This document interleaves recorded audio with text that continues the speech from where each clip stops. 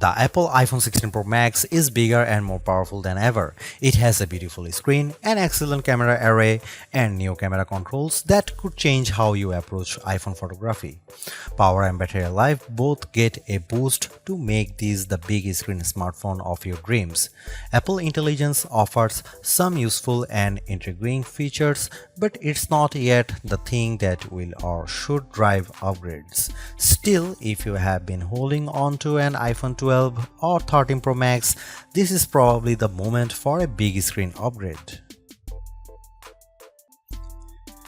It might seem like Apple's phone design strategy is now why mess with a good thing. In some ways, that's true. The iPhone 16 Pro Max doesn't stray far from the aesthetic first established with the iPhone 12, but also carries forward the myriad challenge made over the last few generations, like the smoothed out edges and new action button which replaced the silent switch on the Pro models last year. Its dimensions are close to those to the iPhone 15 Pro Max but enlarged by a few millimeters here and there. The 16 Pro Max is 163mm by 77.6mm by 8.25mm and weighs 227 grams. That's 6 grams heavier, 3.1mm taller, and 0.9mm wider than the iPhone 15 Pro Max. If you are comfortable holding and using the iPhone 15 Pro Max, I suspect you will have no trouble with the iPhone 16 Pro Max. I can't say the new phone feels substantially larger in my hand, but I do notice the difference in screen size. The bottom edge features microphone and speaker perforations, along with a USB-C port that, with the right cable, can support Thunderbolt 4 data transfer speeds. There's also a speaker slot along the very top edge of the display. Together with the bottom edge speaker, this phone can produce undistorted room-filling sound. Highs are sharp, mids are strong, and bass is good for the device size. Button placement is mostly identical to last year, with the volume buttons and action button on one side and the larger power or sleep or Siri button on the other side. They are joined, however, by a new button, camera control, roughly the same size as the power button. The camera control button is a multi-purpose control that can recognize physical presses and lighter presses to enable haptic response and gestures. It offers instant access to the camera and with those other presses and gestures to various virtual millimeter lenses and camera settings. The materials and build quality are once again excellent. Apple used grade 5 titanium on the body over a graphite-clad aluminum substructure. Apple has also upgraded its ceramic shield, which may make it less susceptible to cracks and scratches, although I was quite careful with my 1TB Desert titanium test unit, so I can't say for certain if this is the case. Okay, I did get it wet, purposely running the IP68 rated iPhone 16 Pro Max under a garden sprinkler. It was fun to watch the screen activating as it was touched by 1,000 tiny fingers when it was just water droplets, but the phone was otherwise unmoved and unharmed by the deluge. Sometimes I wonder how Apple might say its next screen technology. Will it add duper to it so it becomes super duper Retina XDR display? I mean, it may have boxed itself into a corner, but Apple skirted the issue this year by leaving its iPhone display technology pretty much untouched. This is a giant screen, 6.9 inches, achieved through a combination of a slightly larger chassis and pleasingly thinner bezel. There are more pixels than last year. The iPhone 16 Pro Max screen is 2868 by 1320, while the iPhone 15 Pro Max is 2796 by 1290. There's more pixels but not a higher density. This is still 460 ppi and so falls behind the Samsung Galaxy S24 Ultra's QHD Plus display, at least on the ppi front. Apple also didn't mess with the dynamic island, which remains a useful and fungible information peel in the upper portion of the screen. It houses Face ID, depth sensors, and a 12-megapixel true depth camera. The camera takes excellent selfies and is my go-to for biometric unlocking. While the display's core specs haven't changed, they are worth noting. It's a wide color gamut screen that supports HDR True Tone always on display, means you can see a less saturated version of your lock screen without unlocking the phone, 2000 nits of peak brightness outdoors, and Pro Motion.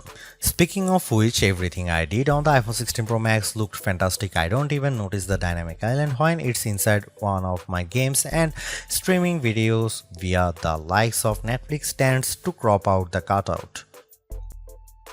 I know everyone wants to talk about Apple Intelligence, but it's the changes to the core iOS 18 platform that will have the biggest impact on your iPhone 16 Pro Max day-to-day use.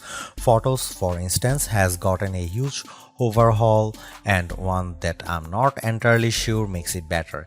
It's a situation of who moved my cheese, as many of your core features may have shifted or been replaced. The Photos app now defaults to search and collections, which might throw people who are expecting to see their photo library. Still, if they get used to using search for some natural language queries that yield useful image results, they might be pleasantly surprised. The iOS interface is now more customizable, and if you want, you can leave spaces in your app grids. You still can't place an app icon in space that, say, straddles two spaces in the invisible grid, but I think people will appreciate this new level of flexibility. Apple seems a bit obsessed with summarization. Summaries exist in writing tools and in the new Safari, which has a slightly hidden highlights feature.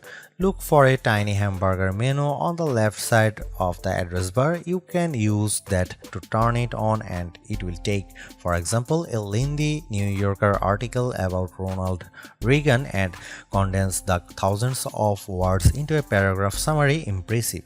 So I worry that such a boil down might leave out important nonsense. There's even a new passwords app that consolidates and surfaces all the password feature Apple has previously hidden in features like keychain.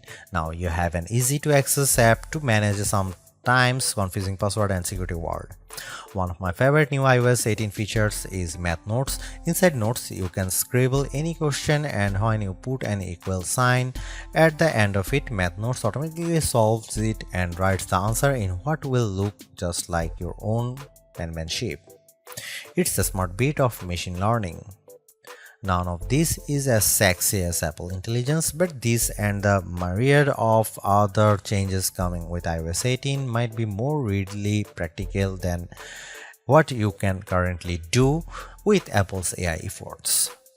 Apple's 13-year-old digital assistant has burst out of its floating bubble, and now when you summon it, takes over the whole screen. I switched between calling Siri by name and using a long press on the power button to call it, and each time the entire screen was encased in a beautiful multicolor glow. The display almost appears to flash when you press that button, and when you make your request, the screen pulses in response. Siri really seems more alive than ever. This, too, might be the most exciting part of the update. Apple Intelligence features that give Siri access to information about you on the phone to make its responses more contextually relevant are not here yet, nor are app insights that might help dig into applications to enable features and actions. Instead, we get a Siri that is somewhat better at handling the ahs and ums that sometimes happens when you are trying to craft a Siri prompt. I found that Siri can understand some confused talk, although if you are nearly incoherent, Siri will be lost too. Siri did well on some question and was effective at opening the FaceTime camera when I said I wanted to take a selfie. It also did well when I asked how I could share my Wi-Fi password, returning a concise step-by-step guide. One other nice Siri update is the text to Siri. All it takes is 3 taps on the bottom of the screen to open a Siri window in which you can type in your prompt. It's a nice, discreet way of getting the answer or help you need. Writing tools, which you can find when you type text in notes, emails, or messages, offers to make your writing better in a variety of ways. I'm a confident writer and communicator in email and messaging, so AI assistance in these tasks doesn't appeal to me. There are 2 million who feel otherwise and may find these tools useful. I noticed how while writing tools offers to make your text more professional, concise and friendly, it does a stellar job of never losing a misconstructing the meaning of your original text. Photos is where Apple Intelligence shines. The new cleanup option in Edit is effective at removing unwanted objects from phone. When I opened a photo and tapped the cleanup eraser icon, it immediately offered to remove a few people from the background of my photo. I wanted to keep them, so I choose an object I wanted to remove, drawing over it. Precision is not a necessity. I drew over parts of it and cleanup identified the complete object. When I took a picture of my wife at an outdoor restaurant, I noticed that you could still see all the cars parked behind her. I used cleanup to remove them one by one. It did a good job. In all, Apple Intelligence shows early promise, but compared Google Gemini and Galaxy AI, it seems a bit limited. Siri still doesn't have that open LLM feel where you could ask it almost any question or solve any problem. There is no AI image generation, not even the promised Gen emojis. It's still an English-only tool, and the promised third-party integration with ChatGPT and potentially Gemini have yet to materialize. It's a good effort, but this version of Apple Intelligence is not the one that will spark a billion upgrades. While Apple hasn't radically changed the iPhone's camera array, there are enough changes in hardware, software, and image processing, along with the aforementioned camera control button to make the imaging system feel fresh and new. On paper, we have just one notable megapixel upgrade, the 48-megapixel ultra-wide camera, which will not only improve wide-angle shots but has a measurable impact on macro quality. Still, even though Apple didn't squeeze a much higher pixel count into the main camera, it did upgrade the sensor and is promising much faster shutter speeds, and the autofocus is now enhanced with dual autofocus sensors. These are the kinds of incremental changes that should improve both the experience of using the quality delivered by the main camera sensor, but they are also hard to measure. More on that in a bit. The 12-megapixel 5x optical zoom is essentially unchanged from last year's iPhone 15 Pro Max. The biggest news here is found not on this phone but on its little brother, the iPhone 16 Pro, which also gets the Tetra Prism lens. Last year's Pro model was stuck with a just 3x optical zoom camera. Similarly unchanged is the 12-megapixel FaceTime camera on the front. Here are some camera samples of iPhone 16 Pro Max.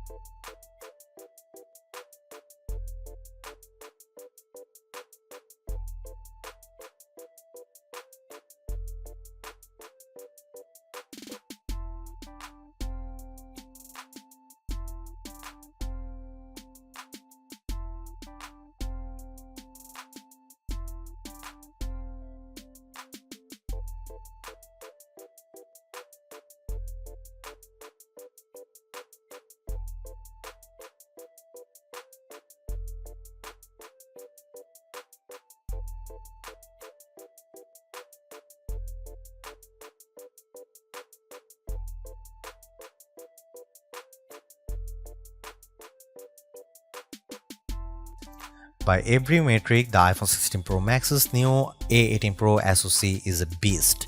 It outperforms the A17 Pro and Qualcomm's Snapdragon 8 Gen 3 in most benchmarks.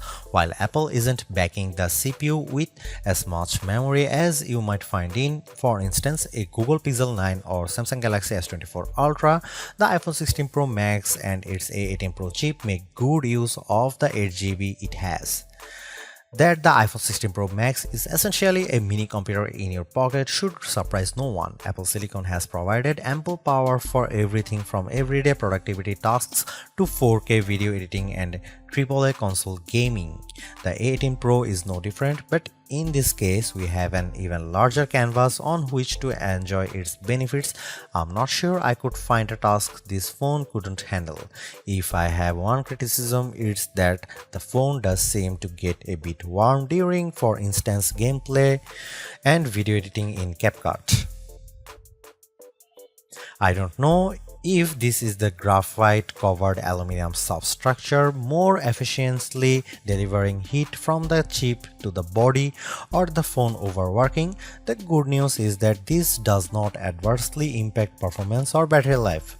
Call quality was good, and I am pleased to see that this is now a future-leaning platform with Wi-Fi 7 support. There's also Bluetooth 5.3 support and second generation ultra-wideband. It helps in my Find My app, which I used when I purposely misplaced my new AirPods 4. In the US, the iPhone is now eSIM only, which I like, although some people miss the physical SIM card. I appreciate the ease of switching eSIMs from one phone to other and how easily the iPhone 16 Pro Max lets you switch between multiple eSIM numbers on the iPhone 16. The iPhone 16 Pro Max have everything we have come to expect in a year-over-year upgrade even without Apple Intelligence.